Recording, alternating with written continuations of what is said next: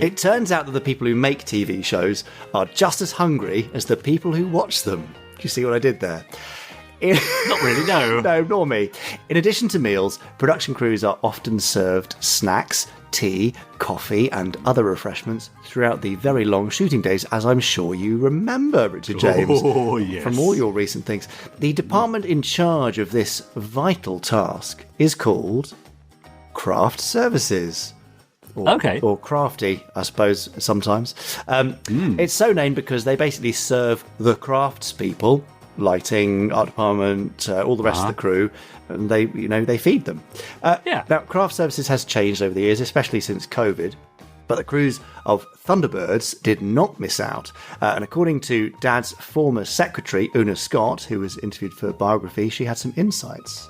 Canteen lady Iris Richins brought out a trolley of hot and cold food 3 to 4 times a day. What? I know. All to the enthusiasm of the hard-working crew.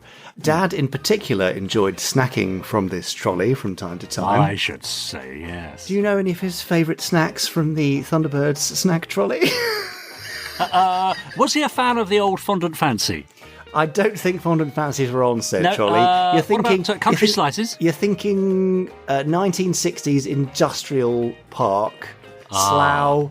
I think you're going a bit too glamorous here. So yes, I was rather, wasn't I? Think more sort of Are we going English to sausages and lunch. burgers and things like that? Even that's too much, no. Is it? Pickled onions, pickled walnuts, and allegedly stuffed olives, although I'm not sure about that one. That sounds a bit 70s to me. Probably the stuffed olives in the 70s, yeah, you're right. Yeah, anyway, he also developed quite the taste for bovril.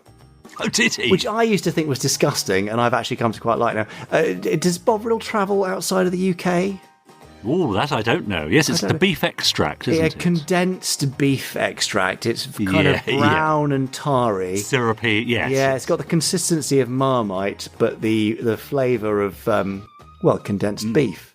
Yeah, yeah. When you put it like that, it's not quite so attractive, is it?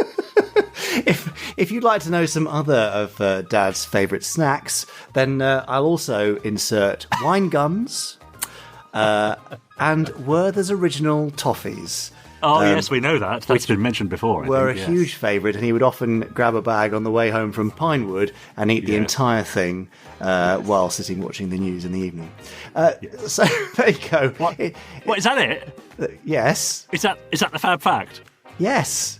Oh, that is it. So, Posterons, what are your favourite Ander munchies? Obviously, Richard James would be a fan of Creon crisps, but how about some Thunder biscuits? I don't know.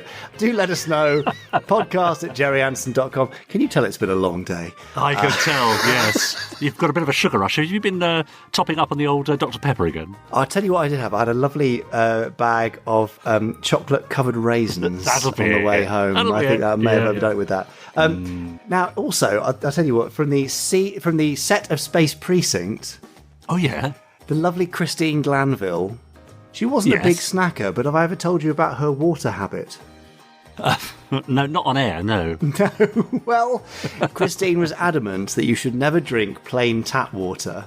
And so quite often when we would sit in the on-set canteen, which was actually the station house canteen in Space Precinct, wasn't it, when people would sit down there, she would always put a pinch of salt in her tap water.